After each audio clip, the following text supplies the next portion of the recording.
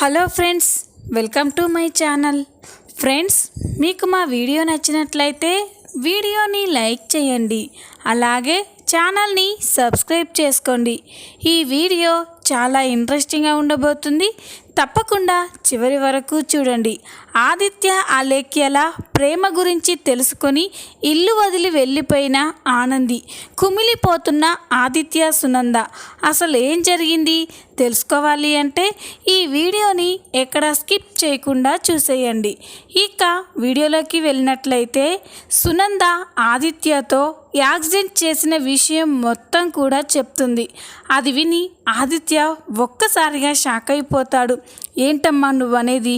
నువ్వు యాక్సిడెంట్ చేయడం ఏంటి అని అంటే, అవునరా, ఆనందితో మాట్లాడుతూ చూసుకోకుండా ఆ అమ్మాయికి యాక్సిడెంట్ చేశాను. తన తలకి బలంగా గాయాలయ్యాయి. నాకు కాళ్ళు చేతులు ఆడలేదు. ఆనందియే ఆ అమ్మాయిని హాస్పిటల్లో అడ్మిట్ చేస్తాను అని తీసుకెళ్ళింది అని సునంద చెప్పగానే ఆదిత్య ఒక్కసారిగా షాక్ అయిపోతాడు. ఇక వెంటనే ఇప్పుడు ఆ అమ్మాయికి ఎలా ఉంటుందమ్మా అని అంటే, అదే నాకు అర్థం కావట్లేదురా. తనకేమన్నా జరిగితే నా పరిస్థితి ఏంటి? నా జీవితం మొత్తం కూడా జైల్లోనే గడపాలి అని సునంద చాలా టెన్షన్ పడుతూ ఉంటుంది. అమ్మా, నువ్వు ఎక్కువ దూరం ఆలోచించకు. ఆ అమ్మాయికి ఏమీ జరుగుండదు. లేకపోతే ఈ పాటికి ఆనంది ఫోన్ చేసి చెప్పేది కదా. నువ్వు అనుకున్నట్టు ఏమీ జరగదమ్మా, రిలాక్స్ అవ్వు. నేనొకసారి ఆ హాస్పిటల్కి వెళ్ళి తనకి ఎలా ఉందో చూసొస్తాను అని ఆదిత్య సునందకి ధైర్యం చెప్పి ఇక ఆనంది ఉన్న హాస్పిటల్కే బయలుదేరుతారు. నేరుగా ఆదిత్య హాస్పిటల్కి వెళ్ళేసరికే ఆనంది ఐసీయూ బయటే టెన్షన్ పడుతూ అటు ఇటు తిరుగుతూ ఉంటుంది. ఇక అప్పుడే ఆదిత్య ఆనంది దగ్గరికి వచ్చి ఆనంది అని పిలవగానే ఆనంది ఆదిత్యని చూసి ఒక్కసారిగా షాక్ అయిపోతుంది. ఇక వెంటనే ఆదిత్య గారు, మీరేంది గీడికొచ్చిండ్రు అని అడిగితే ఆనంది, అమ్మ నాకు విషయం మొత్తం చెప్పింది. అవన్నీ తర్వాత, ముందు ఆ అమ్మాయికి ఎలా ఉంది, ఏ ప్రాబ్లం లేదు కదా అని అంటే, అప్పుడు ఆనంది, ఏ ప్రాబ్లం లేదు ఆదిత్య గారు, ప్రాణాలకైతే ప్రాబ్లం ఏం లేదని డాక్టర్ గారు చెప్పారు. తనకి 2 సర్జరీలు కూడా చేశారు. కానీ స్పృహలోకి వస్తే కానీ ఏదైంది చెప్పలేమని డాక్టర్లు చెప్పిండ్రు అని ఆనంది చెప్తూ ఉంటుంది. ఇక ఆదిత్య, థ్యాంక్ గాడ్ ఆనంది, ఎలాగైతేనే తన ప్రాణాలకైతే ఏ ప్రమాదం లేదు, అది చాలు, ఇప్పుడు అమ్మ సేఫ్ అని ఆదిత్య అంటూ ఒక్కసారి ఆ అమ్మాయిని చూడాలి ఆనంది అని చెప్పగానే ఇక ఆనంది, సరే ఆదిత్య గారు రండి అని ఆదిత్యని అలేఖ్య ఉన్న ఐసీయూ రూమ్లోకి తీసుకెళ్తుంది. అడ్డుగా ఉన్న కటన్ని పక్కకి జరిపేసి అదిగోండి ఆదిత్య గారు ఆ అమ్మాయి అని చెప్పగానే ఆదిత్య ఆ అమ్మాయిని చూస్తూ ఉంటాడు. ఇక ఐసీయూ బెడ్లో ఆ బెడ్పై ఉన్న తను ప్రాణానికి ప్రాణంగా ప్రేమించిన అలేఖ్యని చూసి ఆదిత్య ఒక్కసారిగా షాక్ అయిపోతాడు. ఇక బాగా పరీక్షించి చూసేసరికే అక్కడ ఉన్నది తను ప్రేమించిన అలేఖ్యే. ఇక అలేఖ్యని చూసి ఆదిత్య, అలేఖ్య అని మనసులో అనుకుంటూ, అంటే అమ్మ యాక్సిడెంట్ చేసింది అలేఖ్యక, అమ్మకి అలేఖ్య తెలుసు కదా, మరి తను యాక్సిడెంట్ చేసింది అలేఖ్యకే అని ఎందుకు చెప్పలేదు అని అనుకుంటూ ఇక వెంటనే ఆనందితో, ఆనంది, అమ్మ ఆ అమ్మాయికి యాక్సిడెంట్ చేసినప్పుడు తన మొహం చూడలేదా అని అంటే, అప్పుడు ఆనంది, లే ఆదిత్య గారు, ఆ అమ్మాయి తలకి బాగా గాయాలవ్వడం వల్ల రక్తం బాగా పోయింది, దాంతో మొహం గుర్తుపట్టకుండా ఉంది అని చెప్పి, ఎందుకు ఆదిత్య గారు అలా అడిగారేంటి అని అంటుంది. అప్పుడు ఆదిత్య, ఏం లేదానంది, ఊరికే అని అంటూ మనసులో, అంటే అలేఖ్య ఇదే సిటీలో ఉందా, తనని చూస్తుంటే పెళ్లిపీటల మించి పారిపోయేస్తున్నట్లుగా అనిపిస్తుంది, తనకి ఇష్టం లేని పెళ్లి చేస్తూ ఉంటే పారిపోయిందా, అలేఖ్య ఇంకా నన్నే ప్రేమిస్తుందా అని ఆదిత్య మనసులో చాలా ప్రశ్నలు వేసుకుంటూ ఉంటాడు. ఇంతలోనే ఆనంది, ఏంటి ఆదిత్య గారు ఆ అమ్మాయి వైపు అలా చూస్తున్నారేంటి, ఆ అమ్మాయి మీకు ఇంతకు ముందే తెలుసా అని అడుగుతుంది. అది విని ఆదిత్య ఒక్కసారిగా షాక్ అయిపోయి, ఇప్పుడే అలేఖ్య గురించి ఆనందితో చెప్పొద్దు అని చెప్పి, లేదానంది తనెవరో నాకెలా తెలుస్తుంది అని ఆదిత్య కవర్ చేస్తాడు. కాసేపటి తర్వాత డాక్టర్ ఆనంది దగ్గరికి వచ్చి, చూడమ్మా, మీ చెల్లెలి ప్రాణాలకైతే ఎలాంటి ప్రమాదం లేదు, కానీ తను కోలుకోవడానికి కొంత టైం పడుతుంది అని డాక్టర్ చెప్తూ ఉంటే ఇక అది విని ఆదిత్య ఒక్కసారిగా షాక్ అయిపోతాడు. ఇదేంటి డాక్టర్ ఆనందికి తన చెల్లెలని చెప్తున్నాడు అని అనుకుంటూ ఉంటాడు. అప్పుడే ఆనంది, డాక్టర్ గారు ఎంత ఖర్చు అయినా పర్వాలేదు, కానీ మా చెల్లెలకి మాత్రం ఎలాంటి ప్రాబ్లం ఉండకూడదు అని ఆనంది చెప్తూ ఉంటుంది. ఇక డాక్టర్ ఆనందితో మాట్లాడి అక్కడి నుంచి వెళ్ళిపోయిన తర్వాత ఆదిత్య ఆనంది దగ్గరికి వచ్చి, ఏంటి ఆనంది, డాక్టర్ ఆ అమ్మాయిని నీ చెల్లెలని చెప్తున్నారేంటి అని అంటే అప్పుడు ఆనంది, అదేం లేదు ఆదిత్య గారు, తనకి యాక్సిడెంట్ అయిన వెంటనే హాస్పిటల్కి తీసుకొచ్చాను. తను హాస్పిటల్కి వచ్చిన తర్వాత ఎవరని అడిగితే తనెవరో నాకు తెలీదు అంటే వాళ్ళు కేసులని పోలీసులని చాలా ఫార్మాలిటీస్ అడుగుతారు. అందుకే అలా అడగకుండా తను నా చెల్లెలని చెప్పాను. అలా చెప్పడం వల్లే తనకి వెంటనే ట్రీట్మెంట్ స్టార్ట్ చేశారు అని ఆనంది చెప్పగానే ఇక ఆదిత్య మనసులో, మంచి పని చేసావు ఆనంది, నువ్వు ఈరోజు నా అలేఖ్యని కాపాడావు అని చెప్పి ఇక వెంటనే చాలా థ్యాంక్స్ ఆనంది అని అడుగుతూ ఉంటాడు. అది విని ఆనంది ఆశ్చర్యంగా చూస్తూ, ఏంటి ఆదిత్య గారు మీరు నాకు థ్యాంక్స్ ఎందుకు చెప్తున్నారు అని అంటే ఇక వెంటనే ఆదిత్య, అదేం లేదానంది, నువ్వు అలా చెప్పుండకపోతే డాక్టర్స్ ట్రీట్మెంట్ స్టార్ట్ చేసేవాళ్ళు కాదు. ఆ అమ్మాయికి ఏదైనా అయితే అమ్మకి చాలా ప్రాబ్లం అయ్యేది కదా, అందుకే చెప్తున్నాను అని ఆదిత్య కవర్ చేస్తాడు. ఇక ఆనంది కూడా సరే అనుకుంటుంది. ఇక ఆనంది, సరే ఆదిత్య గారు, తను కోలుకోవడానికి కొన్ని రోజులు టైం పడుతుందని డాక్టర్ గారు చెప్పారు కదా, పదండి మనం ఇంటికి వెళ్దాం, అక్కడ అత్తయ్య గారు చాలా టెన్షన్ పడుతూ ఉంటారు అని ఆనంది చెప్పి ఆదిత్యాన్ని అక్కడి నుంచి తీసుకెళ్తూ ఉంటే ఆదిత్య మాత్రం అలేఖ్య వైపే ఎమోషనల్గా చూస్తూ ఉంటాడు. ఇక ఆదిత్య ఆనంది ఇంటికి వచ్చిన తర్వాత సునంద అయితే చాలా కంగారు పడుతూ ఉంటుంది.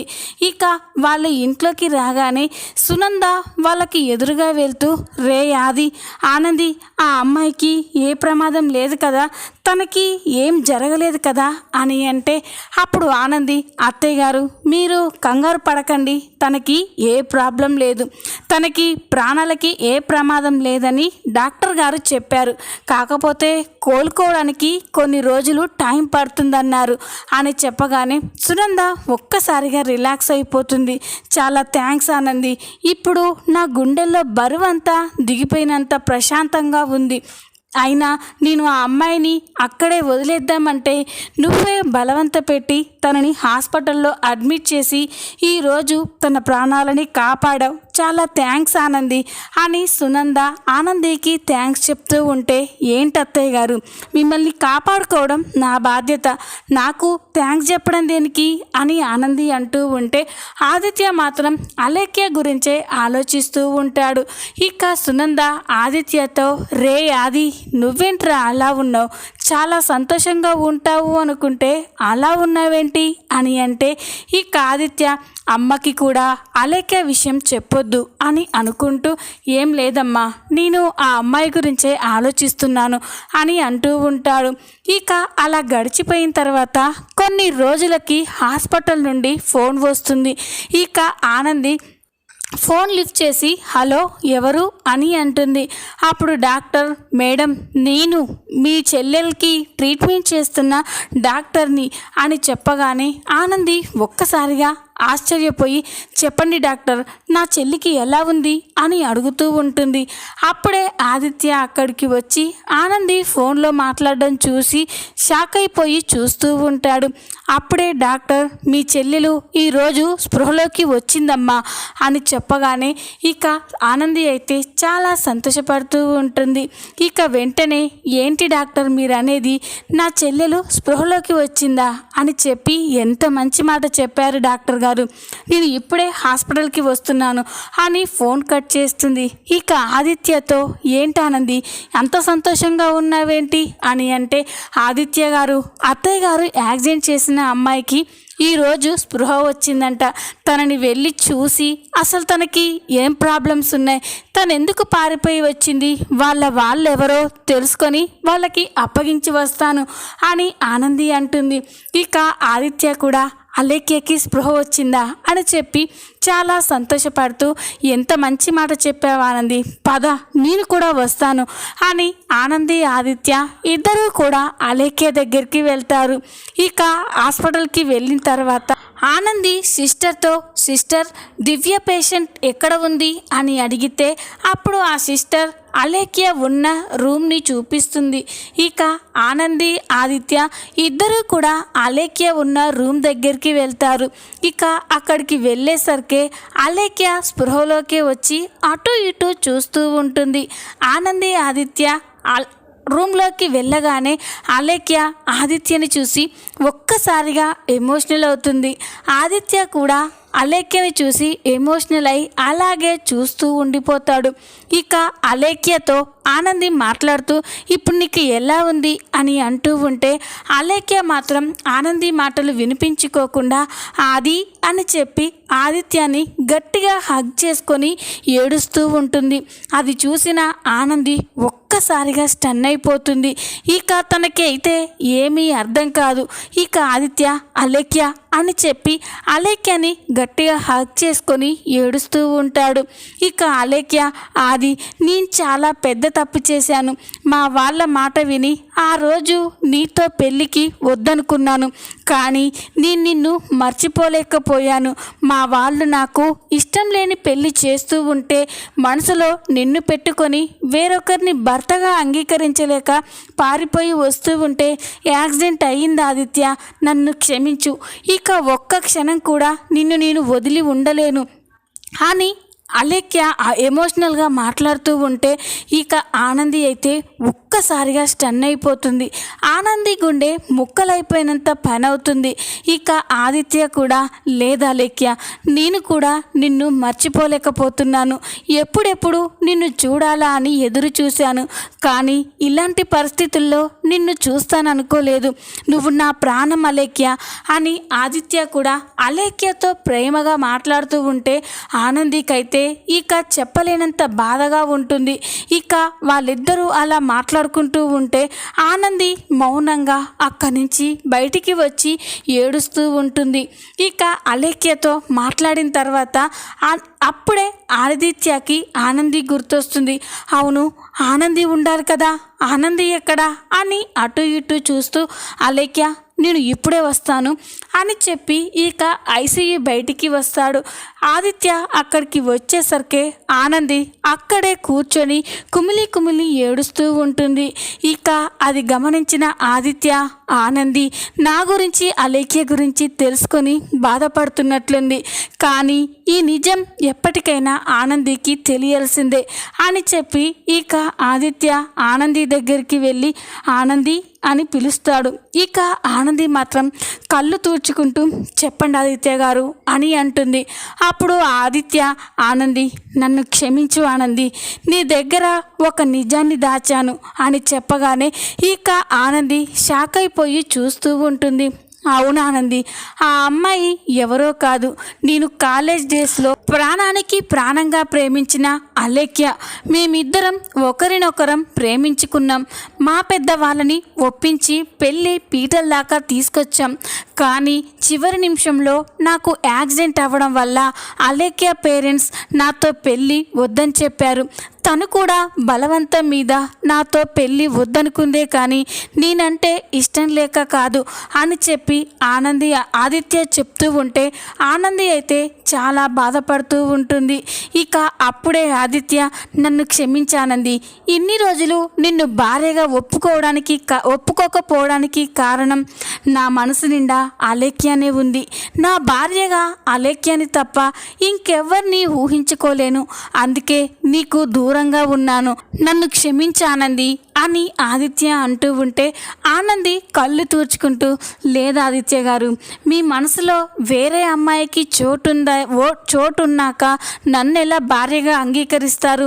అయినా కూడా మీ మనసు ఏంటో తెలుసుకోకుండా మీ ప్రేమ కోసం తప్పించిపోయాను.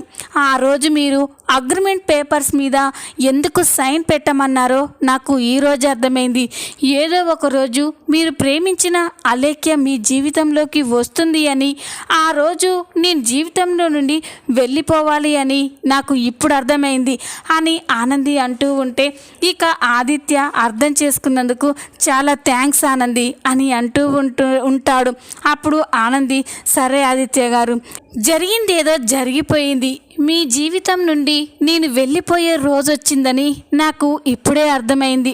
ఇక మీరు ప్రేమించిన అలేఖ్యని మీ జీవితంలోకి ఆహ్వానించండి, మీరు సంతోషంగా ఉండండి అని చెప్పి ఆనంది ఆదిత్యతో చెప్తూ ఉంటే, ఆదిత్య, అలా అంటావేంటి ఆనంది, నువ్వు కూడా నాతో పాటే ఉండు, ఒక మంచి ఫ్రెండ్గా నాతో పాటే కలిసి ఆనంది అని ఆదిత్య చెప్పగానే ఇక ఆనంది, సరే ఆదిత్య గారు అని అంటుంది. ఇక ఆనంది, ఆదిత్య గారు, మీరు విడిపోయి ఎన్నో రోజులవుతుంది. అందుకే కాసేపు తనతో మాట్లాడి తనకి ధైర్యం చెప్పండి, నేనున్నానని భరోసా ఇవ్వండి. వాళ్ళ పేరెంట్స్ని ఒప్పించి మీరు ఆ అమ్మాయి మెడలో తాళి కట్టి మీ భార్యని చేసుకోండి అని ఆనంది చెప్తూ ఉంటే, ఇక ఆదిత్య కూడా చాలా సంతోషపడుతూ అలాగే ఆనంది అని చెప్పి అలేఖ్యతో మాట్లాడడానికి వెళ్తాడు. ఇక అలేఖ్యతో చాలా ప్రేమగా నవ్వుకుంటూ మాట్లాడుతూ ఉంటే ఆనంది మాత్రం అది చూసి గుండె ముక్కలయ్యేంతగా ఏడుస్తూ బాధపడుతూ ఉంటుంది.